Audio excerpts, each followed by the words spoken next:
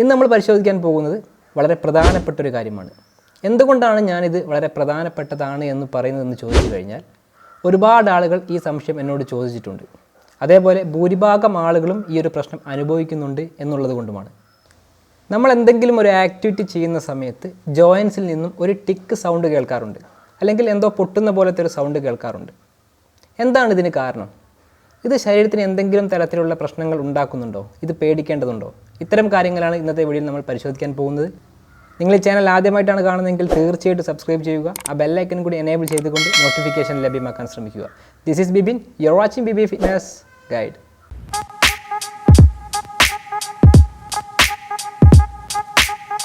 ഈ ഒരു സൗണ്ട് ഉണ്ടാകാൻ കാരണമാകുന്ന 3 പ്രധാനപ്പെട്ട കാരണങ്ങളാണ് ഞാനിവിടെ പറയാൻ പോകുന്നത്. ഒന്നാമതായിട്ട് എസ്കേപ്പിംഗ് ഗ്യാസസ്. അതായത് നമ്മുടെ ശരീരത്തിലെ ജോയിൻസിൽ, അതായത് എല്ലുകൾ കൂടിച്ചേരുന്ന ഭാഗത്ത് ഇത് തമ്മിൽ ഉരസി പൊട്ടലുകൾ ഉണ്ടാവാതിരിക്കാൻ ഒരു ലൂബ്രിക്കൻ്റ് ഉണ്ടാകും. ഈ ഒരു ലൂബ്രിക്കൻറ്റിൻ്റെ പേരാണ് സൈനോവിയൽ ഫ്ലൂയിഡ്. ഇതൊരു ഫ്ലൂയിഡാണ്. അതുകൊണ്ട് തന്നെ ഇതിൽ ഓക്സിജൻ, കാർബൺ ഡൈ ഓക്സൈഡ്, അതേപോലെ നൈട്രജൻ എന്നീ ഗ്യാസസ് അടങ്ങിയിട്ടുണ്ട്. ജോയിൻറ്റ് ക്യാപ്സ്യൂൾ അല്ലെങ്കിൽ ആർട്ടിക്കുലാർ ക്യാപ്സ്യൂൾ ഇത് സ്ട്രെച്ച് ആവുന്ന സമയത്ത്, ആർട്ടിക്കുലാർ ക്യാപ്സ്യൂൾ എന്ന് പറഞ്ഞു കഴിഞ്ഞാൽ സൈനോവിയൽ ജോയിൻസിന് ചുറ്റുമുള്ള ഒരു ആവരണമാണ്. ഇത് സ്ട്രെച്ച് ചെയ്യുന്ന സമയത്ത് ഞാൻ നേരത്തെ പറഞ്ഞ ഗ്യാസസ് പതിയെ റിലീസ് ആവാൻ തുടങ്ങും. ഈ ഒരു സമയത്ത് അവിടെ ബബിൾസ് രൂപപ്പെടും, അതായത് ചെറിയ കുമിളകൾ രൂപപ്പെടും. ഈ ഒരു കാരണം കൊണ്ടും ഇത്തരം സൗണ്ടുകൾ, നമ്മൾ എന്തെങ്കിലും ആക്ടിവിറ്റി ചെയ്യുന്ന സമയത്ത് ഞാൻ നേരത്തെ പറഞ്ഞതുപോലുള്ള ടിക് സൗണ്ടുകൾ ഉണ്ടാവാൻ കാരണമാകുന്നുണ്ട്. അടുത്തതായിട്ട് movement of joint, tendon and ligament. Tendon എന്ന് പറഞ്ഞു കഴിഞ്ഞാൽ എല്ലുകളെയും പേശികളെയും യോജിപ്പിക്കുന്ന ഒരു ടിഷ്യൂ ആണ്. നമ്മൾ എന്തെങ്കിലും ഒരു ആക്ടിവിറ്റി ചെയ്യുന്ന സമയത്ത് ടെൻഡൻ്റെ പൊസിഷൻ അതിൻ്റെ യഥാർത്ഥ സ്ഥാനത്തിൽ നിന്നും പതിയെ ഒന്ന് മാറും.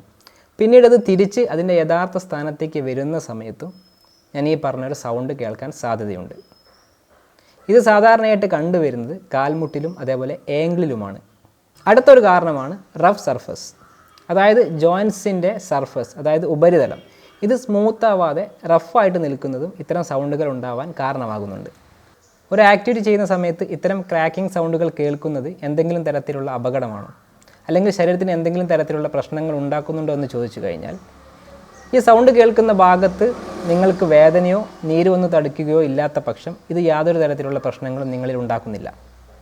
പക്ഷേ ഈ ഒരു സൗണ്ട് കേൾക്കുന്ന ഭാഗത്ത് നിങ്ങൾക്ക് നീര് വരികയോ അല്ലെങ്കിൽ എന്തെങ്കിലും തരത്തിലുള്ള വേദനയോ അനുഭവപ്പെട്ടു കഴിഞ്ഞാൽ നിങ്ങൾ ഉടൻ തന്നെ ഒരു ഡോക്ടറെ സമീപിക്കേണ്ടത് അത്യാവശ്യമാണ്.